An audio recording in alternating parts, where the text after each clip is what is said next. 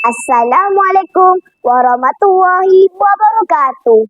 Yang dihormati Tuan Pengurus Majlis dan para hakim yang arif lagi bijaksana. Penjaga detik yang patuh pada waktu. Seterusnya, hadirin sekalian. Kawan-kawan, mahu dengar cerita? Saya ada sebuah cerita. Korun kekayaan yang membinasakan. Tajuk diberi. Kalau tak dengar, rugi. Kalau dengar, banyak nilai murni. Dengarkan dia dan selamat beramal. Berbagai kemewahan Allah kurniakan. Hidup di istana penuh kesenangan. Ikuti kisah Korun, wahai rakan. Dikurniakan Allah harta kekayaan. Siapakah Korun? Korun adalah salah seorang kaum Nabi Musa dan sebagai sepupunya. Korun adalah salah seorang yang miskin. Nabi Musa merasa amat kasihan terhadap Korun. Korun telah meminta Nabi Musa agar berdoa agar dia menjadi seorang yang kaya.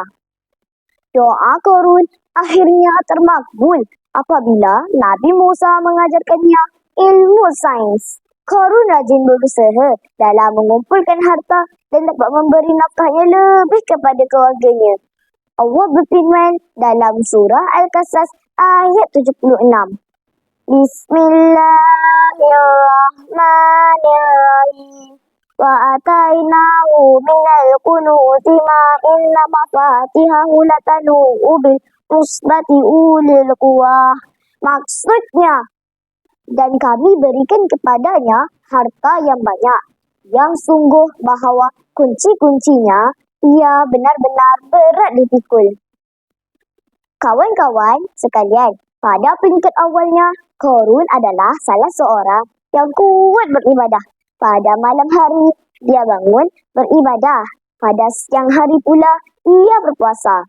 Namun, apabila harta sudah mula melimpah ruah, Korun sudah lupa akan ibadat sunatnya. Korun sudah lupa akan asal-usulnya dan hidup berpaksikan kekayaan semata-mata. Korun hidup dengan mewah dan menjadikan dunia sebagai tujuan utama hidupnya. Apabila harta makin bertambah, sifat tamak, sombong dan bangga diri mulai timbul dalam diri Korun. Allah telah berfirman dalam surah At-Tagabun ayat 15. Bismillahirrahmanirrahim. Innama awalam dukum wa aulakudukum fitnah wallahu indahu ajrun azim. Maksudnya, sesungguhnya hartamu dan anak-anakmu hanyalah cubaan bagimu, dan di sisi Allah ada pahala yang besar.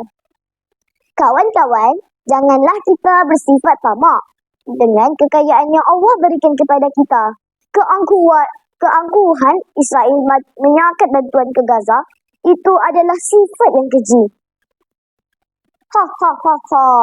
Aku kaya, sekarang aku telah kaya raya. Kau, mari ikut aku. Korun semakin angkuh, ada yang mula memujanya. Orang miskin dianggap susahkan saja. Perintah Allah sudah dilupa. Allah memerintahkan Nabi Musa agar meminta zakat daripada Korun. Allah telah berfirman dalam surah Al-Baqarah ayat 110. Bismillahirrahmanirrahim. Wa aqimus salata wa atuz zakah. Maksudnya, dirikanlah solat dan tunaikanlah zakat. Baginda Nabi Musa menyeru kepada Korun agar kembali beriman kepada Allah. Baginda juga meminta zakat daripada Korun jika mahu rezekinya berkat. Ya. Aku sedang mengira jumlah yang akan dikeluarkan. Alasan Korun. Sekali, 2 kali, 3 kali dan banyak kali Nabi Musa menyeru dan mengingatkan Korun agar menunaikan zakat. Takwa adalah milikku. Sedekah amal jariah? Peduli apa? Dia sudah lupa akan perintah Allah. Seruan dan nasihat Nabi Musa tidak dipedulikan. Kawan-kawan, zakat dapat menyucikan harta. Di Malaysia, terdapat banyak kemudahan untuk pembayaran zakat yang disediakan oleh pihak kerajaan. Marilah kita bersama-sama membantu mereka yang kurang berdaya. Firman Allah dalam surah Al-Qasas ayat 78. Bismillahirrahmanirrahim. Qala innama utitu ala ilmin indi. Maksudnya, dia Qarun berkata, aku diberikan kekayaan ini hanyalah disebabkan pengetahuan dan kepandaian yang ada padaku. Qarun terus berdebat dengan Nabi Musa. Beliau cuba mempengaruhi kaum Nabi Musa dengan menabur fitnah. Beliau mengatakan, Nabi Musa mahu merampas hartanya. Seorang pelacur diupah untuk mengaku berzina dengan Nabi Musa. Ish. Betapa sungguh Qarun ini.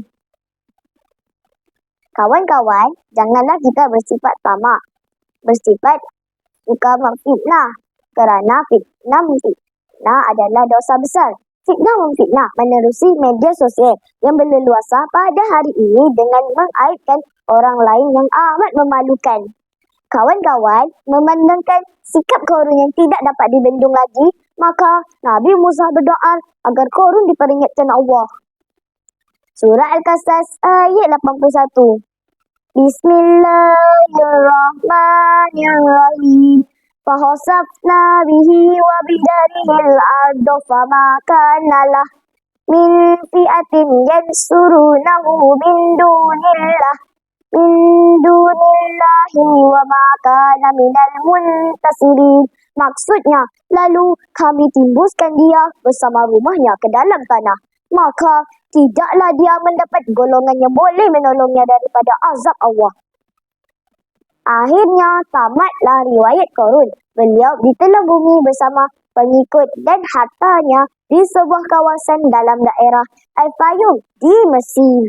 Kaum Bani Israel yang dahulunya ingin menjadi seperti Qarun, lantas bersyukur kepada Allah di atas pengaturan sebaik-baiknya kepada mereka. Kawan-kawan, begitulah akhirnya Allah memewahkan rezeki kepada yang dikehendakinya dan dia jugalah yang menyempitkannya. Setiap perbuatan jahat pasti akan dapat balasan yang setimpal sama ada di dunia maupun di akhirat. Harta hanyalah hiasan dunia, zakat bagi mereka yang berada. Janganlah tamak atas rezekinya.